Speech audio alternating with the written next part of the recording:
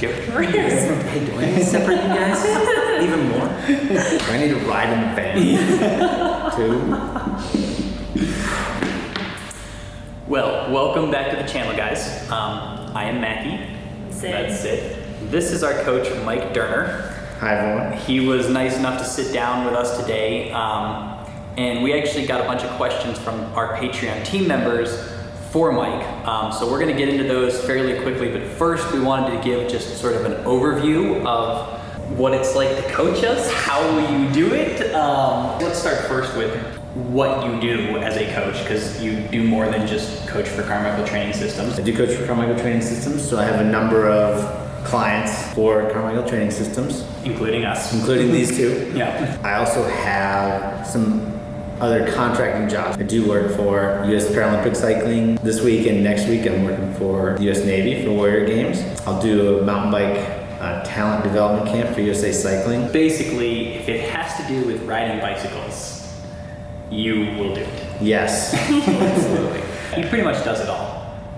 I don't know about all. I do a lot. I just realized we're all wearing sunglasses inside. That's quick, let's all put them on. Wait, me too. There we go. There, now we look really cool. I'm actually just using mine to cover my hair. Because it's horrible. And I'm too afraid to go like, fully commit like Mackie does. Yeah. I've been working with Carmichael Training Systems since, I think, 2012. Before you switched from cross country to enduro? Oh yeah, yeah. It's been a while. Yeah. So I was coached by Adam Pulford, who also works for Carmichael Training Systems.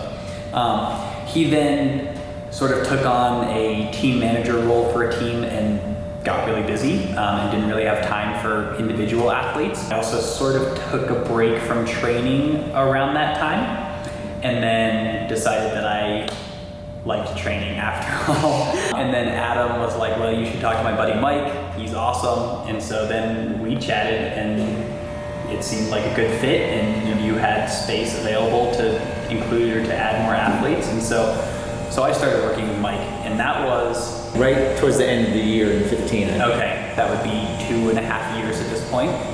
And at the end of last year, Sid transitioned from a different coach he was working with. Was adopted. Sid was adopted, basically.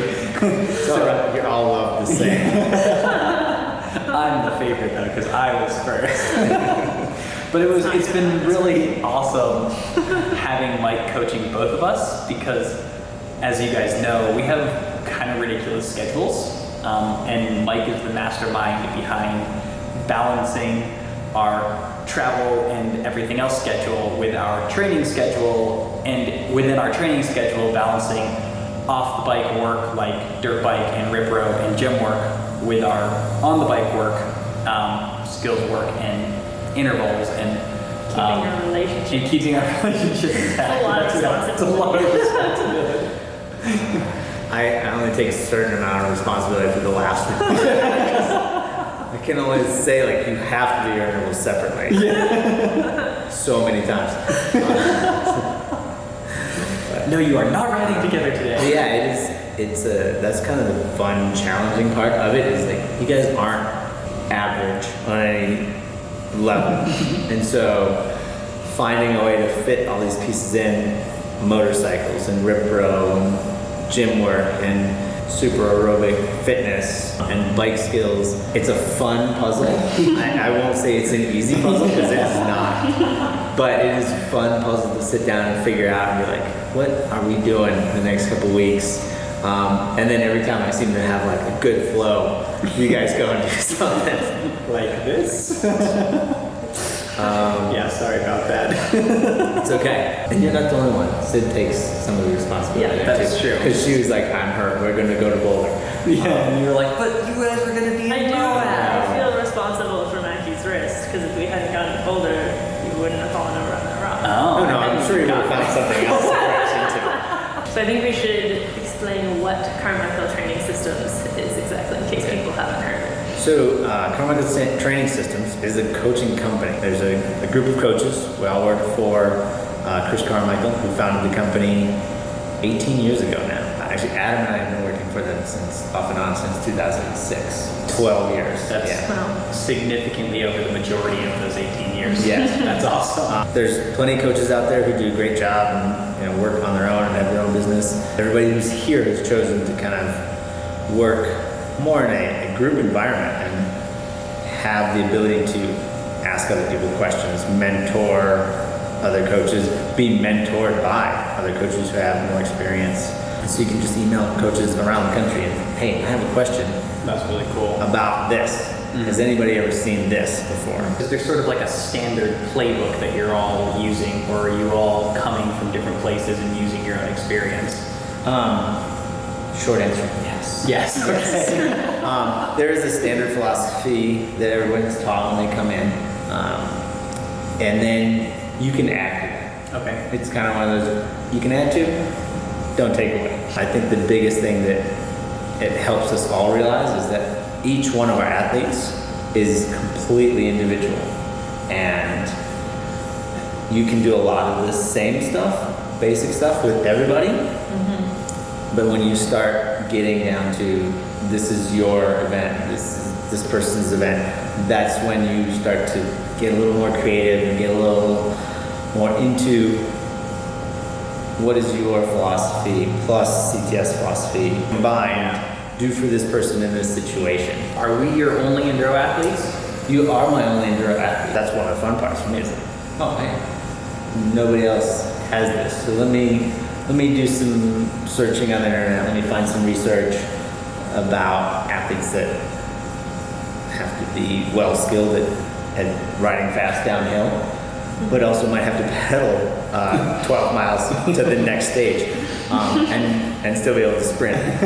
Because of you guys, like, now we're starting to get some calls. Like, cool. There was a call a couple weeks ago, and I think somebody's still trying to figure out am I going to get the return on my investment by paying for it? Yeah, and that's always the question. I mean, that's, I understand that. I mean, I would say for Sid and I, like, we believe that having a coach is extremely beneficial. Yeah. And part of it is being held accountable. Like, you have somebody who's like, so you skipped 4 out of your 5 workouts last week. What's going on? And like, when you know somebody's gonna say that, you're less likely to skip workouts and you're more likely to like put in the work that you need to. And then on the flip side, you have somebody who's going to be like, you are doing too much. And You have a fever of 104. You don't need to do your workout today. Really? Mike gets the occasional, we try to keep them rare, but the occasional like frantic text like, this terrible thing happened, the car broke down and 6 ducks died and I can't do my workout today. And he's like, it's okay. Don't do the workout. Don't do the workout. It's gonna be fine. And like having someone who can tell you that it's gonna be okay, don't worry about it, is really helpful.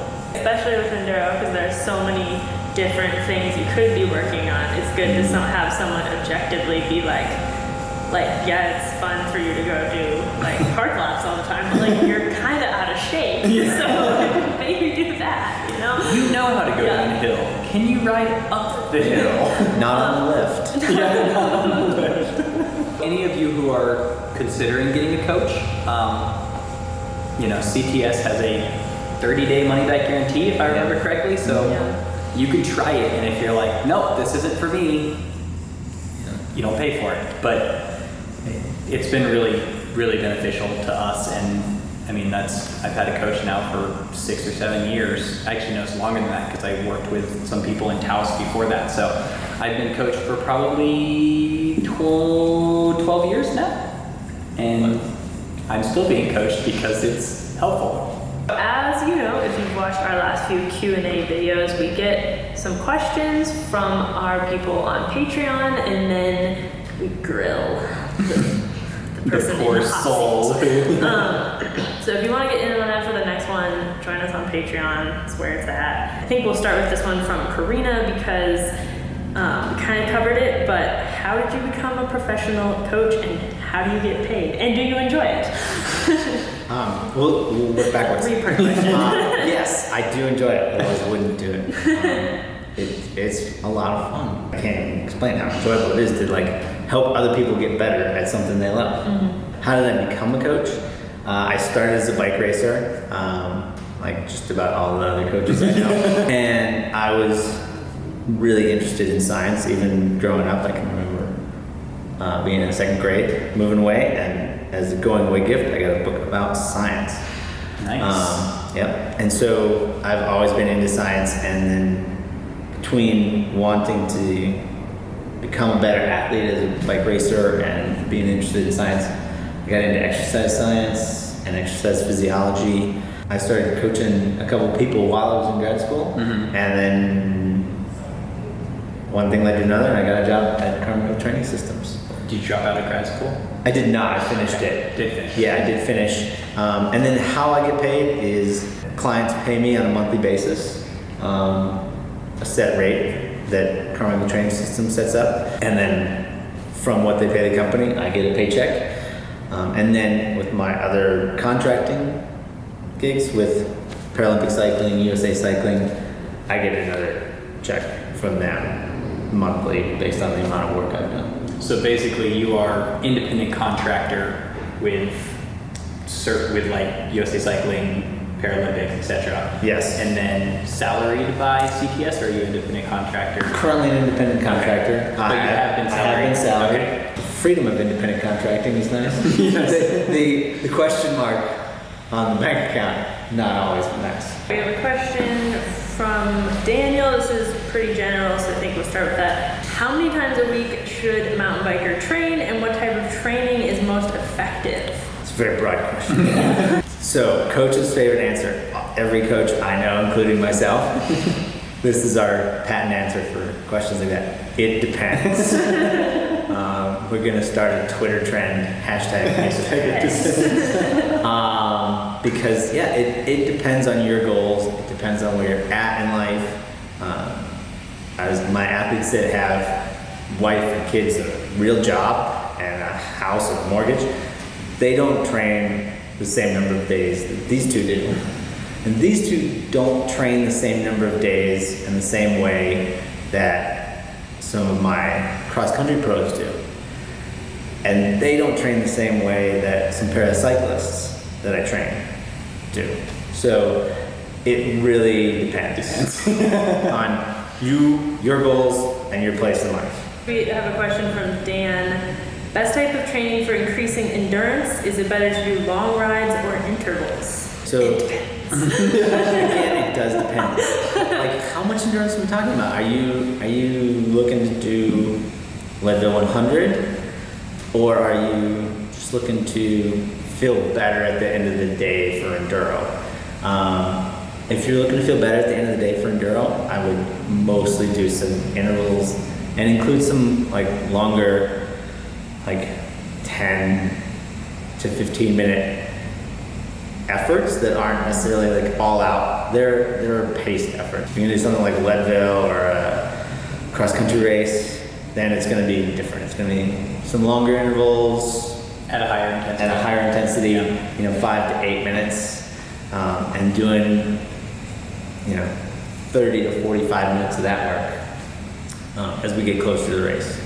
But again, it depends what time of year it is, Yeah.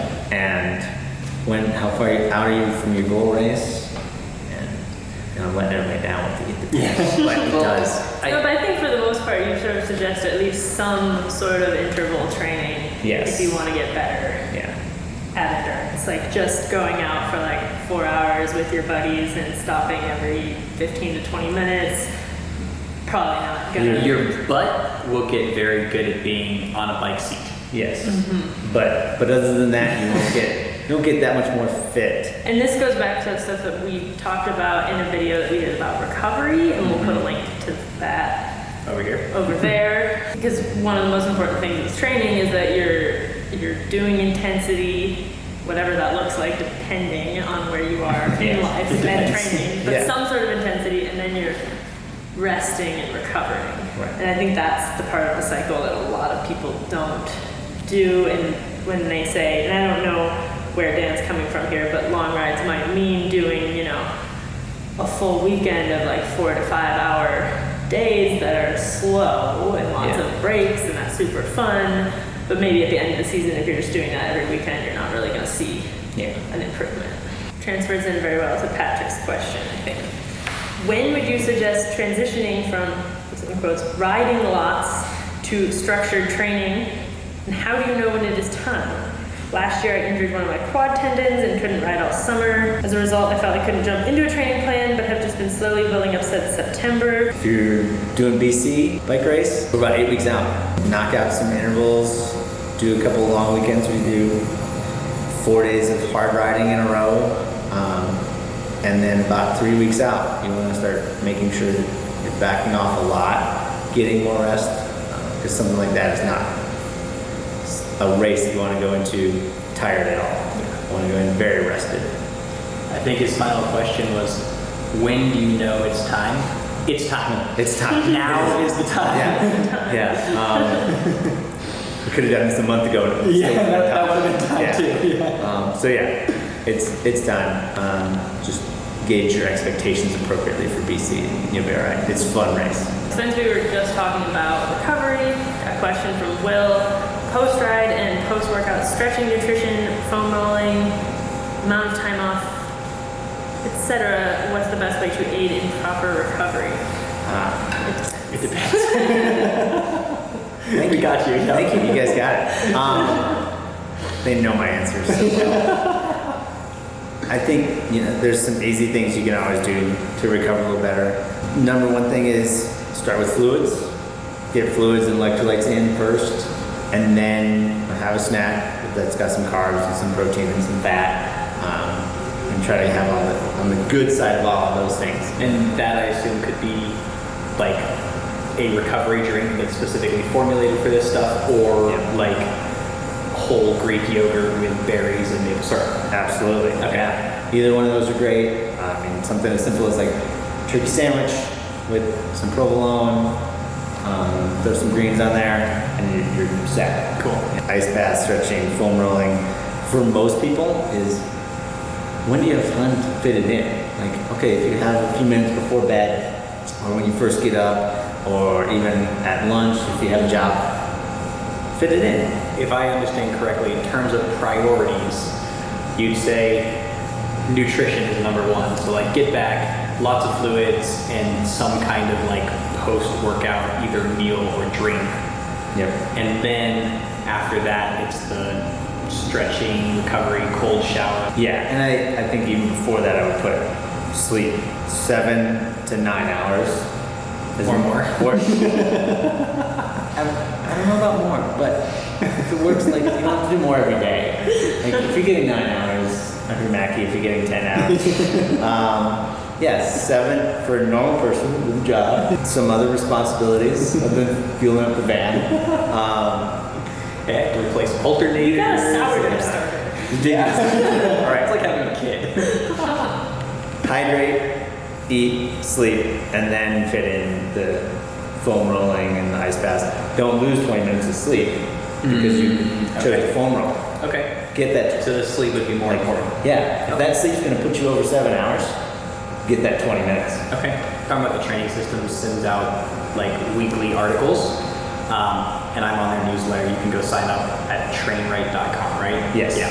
They're interesting, but one of them was, like, you know, a good clickbait headline was like, "What's the one thing you can do in 20 minutes to like most improve performance?" And I was like, "That's a good clickbait headline," so I read it, and it was basically take a nap. Yeah. And I was like, that is awesome. So that's my excuse. Anytime I decide that I'm tired and I want to take a nap, I'm like, this is improving my performance, and so I go to sleep. Yeah, definitely if you're interested in this, go subscribe to the CTS newsletter. Yeah. It's really good. And I write for it sometimes. Yeah, Sid writes stuff. Yeah. So most of the coaches contribute, Sid contributes. Mackie looks pretty in some of the pictures. He takes the pictures of Sid in the articles. Okay. Yeah, You do I contribute. a little. This question from Jessica: what is the best full body workout you can do without weights?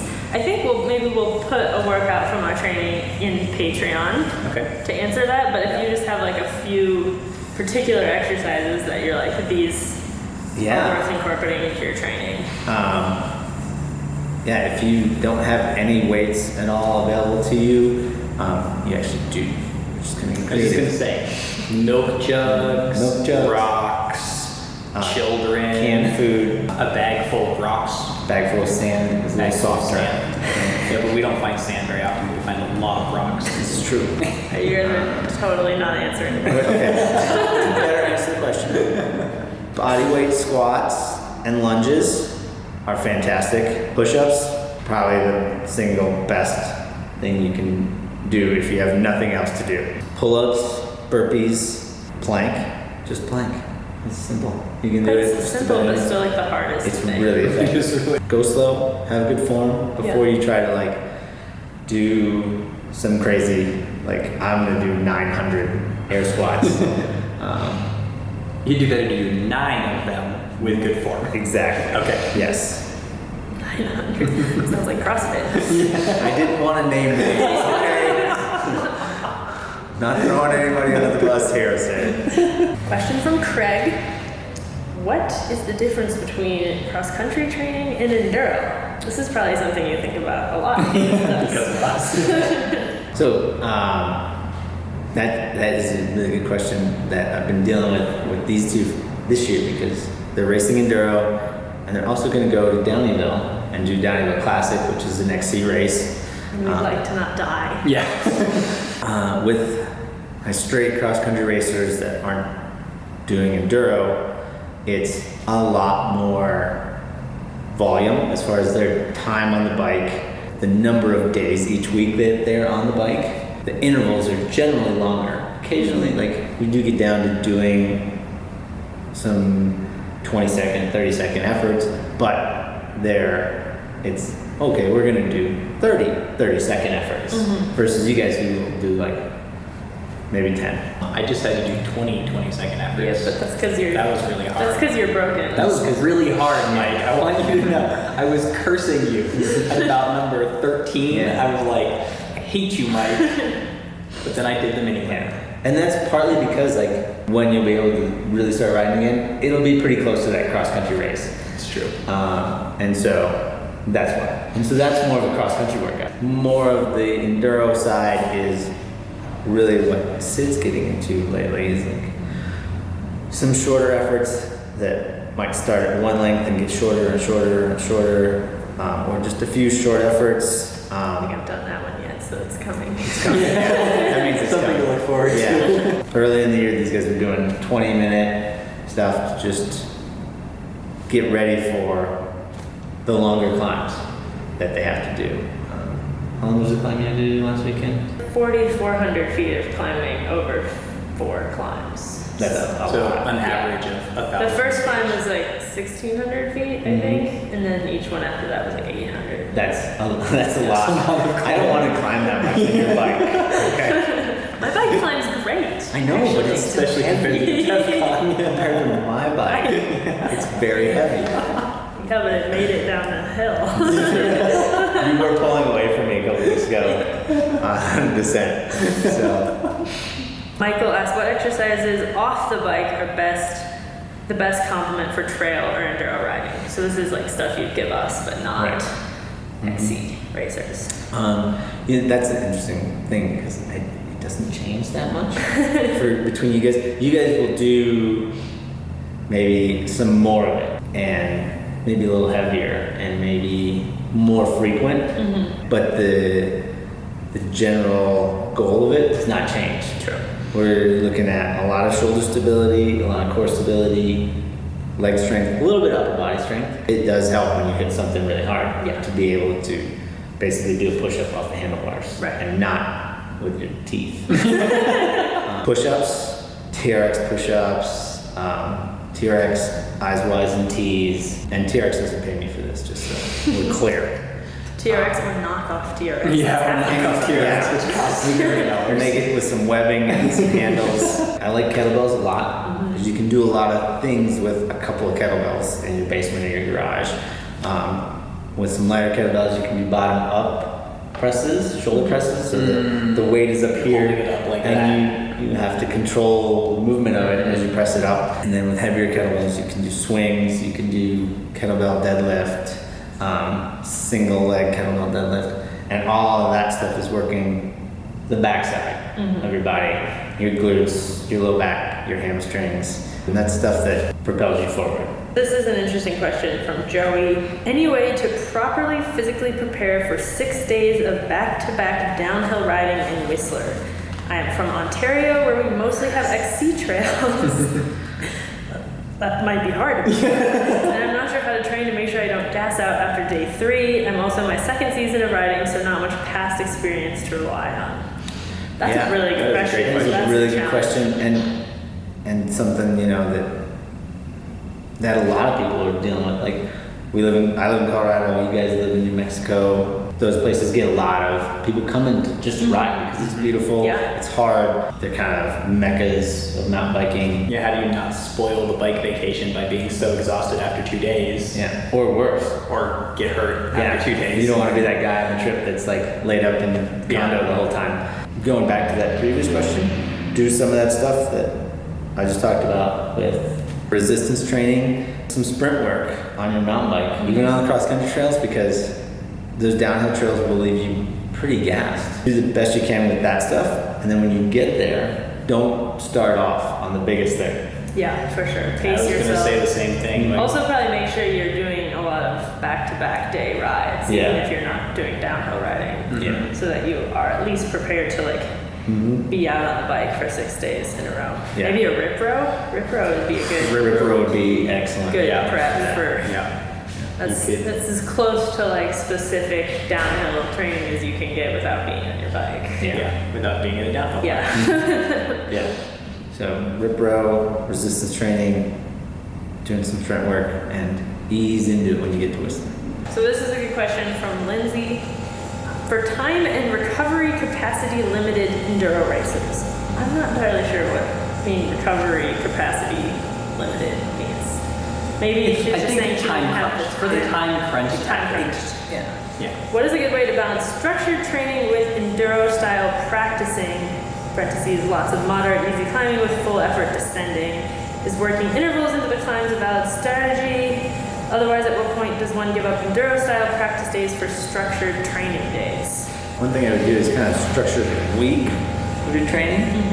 So kind of hit those enduro style days where you really want to be sharp on the technical parts. Put that early in your week when you're freshest, right after recovery days, and then have the fitness the day after that. He knows this because it's what I put in his schedule sometimes. Well, this is what, like, we started noticing this pattern with Mike this year. Like, he was like, all right, you've just had a recovery day or 2. This is when you're going to go ride the dirt bike. Yeah. Because it's hard and you're going fast. And if you screw up, you can seriously hurt yourself. Yeah. The strength work would generally be, like, gym work would be before riding, so that we have good form, so that we're not like doing something weird with our knees when we're lifting heavy weights. And then the interval work would be when we're tired already. Some of the bigger, longer enduros we do, we need to be able to like descend well when we're really tired. Yes. Like if we're not ever practicing that, that's not good. Right. We don't really need to be able to ride motos when we're really tired Because we don't race motos. All right, so our last question from Downhill Dewey. How do you properly shred the gnar? Downhill Dewey, how do we shred the gnar? What I do as a cross-country guy is, one, I either wait for hero dirt. So here in Colorado Springs, a little bit of rain helps a lot. You look way cooler if the soil's a little damp. 2, I follow one of these 2 or a couple other really fast descenders in Colorado Springs and watch what they do. I do watch downhill World Cups because those guys do some stuff that you're just like, how? What? No, I don't know. That's not. And you know it Science looks, says. like, you know, you're getting the video effect too. You are getting the video flat and it still looks steep. So if it looks steep on TV, it is really scary. Really scary. Thanks for joining us for this. Oh, thank you for having me. And answering all these questions. And yeah, if you guys want to be involved with asking questions for the next time we sit down and talk to an awesome person like Mike, come join us on Patreon. And until the next video, don't forget to be more awesome. Thank you.